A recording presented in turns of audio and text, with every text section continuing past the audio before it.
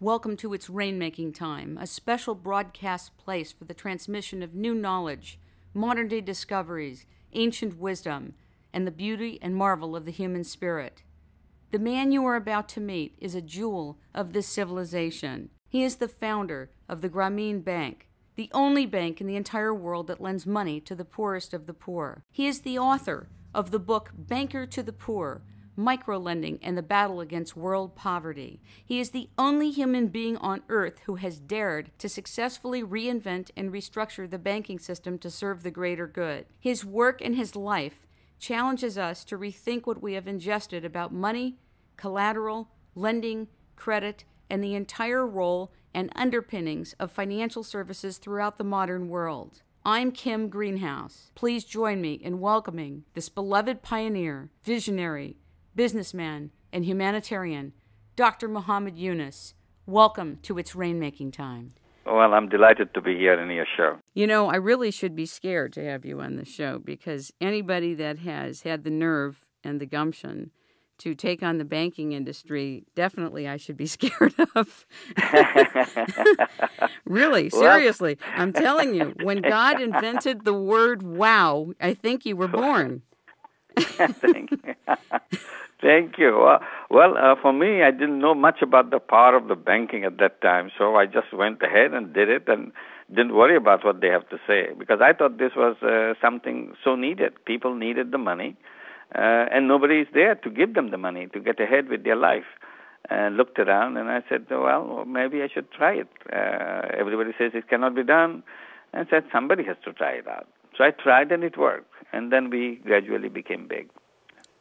You know, all over the world, Dr. Yunus, you know that collateral is the underpinning of getting loans for everybody.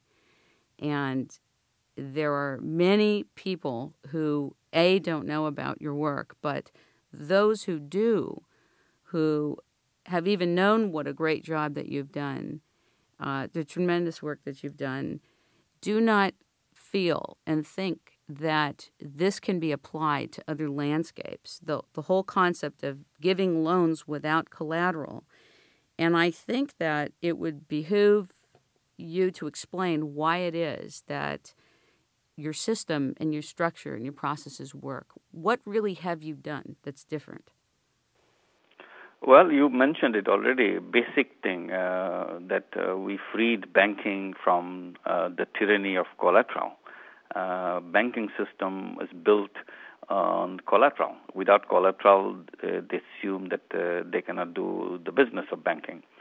And I kept saying it's almost like telling that people, human being, cannot fly because they don't have the wings. So you give up because we don't have wings, we cannot fly. But people never accepted that. They kept on trying. They added extra artificial wings behind their back and jumped from the cliff to see if they can fly. But they continued, and finally they flew.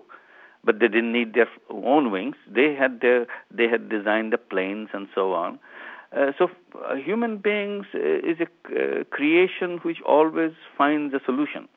So how come this credit institution got stuck with this idea that only way you can do banking with collateral?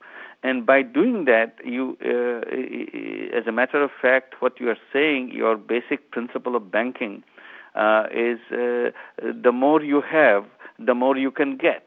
If you don't have anything, you get nothing. And that is very unkind. It is the people who don't have anything. They are the people who desperately need some money to get ahead and invest it and earn their money and create their income. Those who already have it, they are not as desperate as the person who doesn't have anything. So I thought this is very unfair to limit itself to collateral. So I went ahead in one village in Bangladesh back in 1976 when Bangladesh was going to a state of famine situation. There was a lot of hunger. People were dying of hunger in that year in 1974-75. I was teaching in a university next door to a village. So I thought I should do something about it, help poor people overcome their poverty.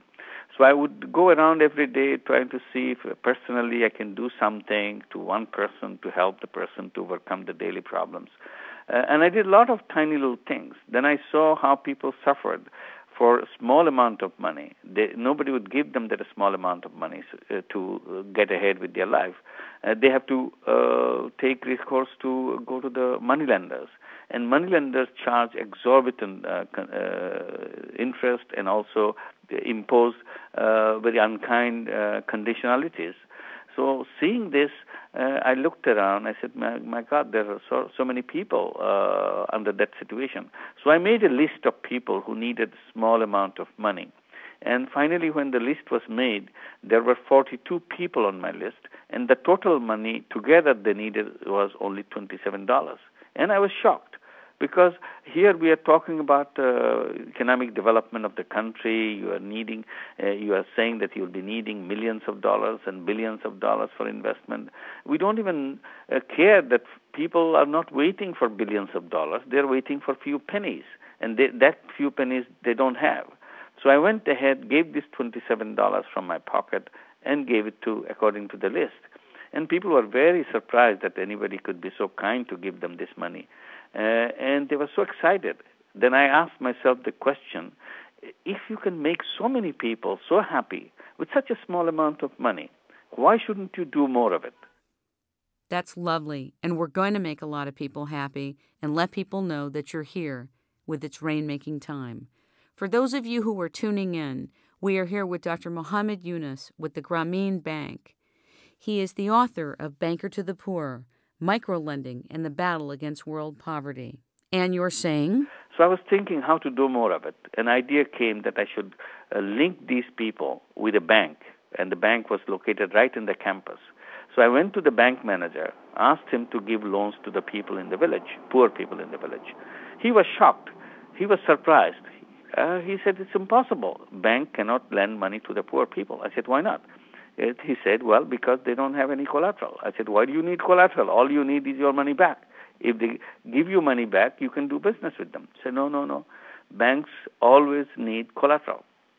So I had argued, and I couldn't solve that, and I argued with the senior officials for several months. I found no way. I couldn't persuade them to give loans. Finally, what I did, I offered myself as a guarantor. I said, I'll sign all your papers, and I'll take complete risk of those loans, and you give the money to the people that I select. So they finally agreed after about 6 months. And then I started giving loans, taking the loan from the bank and signing all the papers as a guarantor and give it to the people in the village, very extremely poor people. An interesting thing, everybody paid back. I had no problem getting the money back. And I got very encouraged because in the beginning I had no idea whether it's going to work or not. But this time I saw it work. So I felt encouraged. When I told the bank manager, look, it works.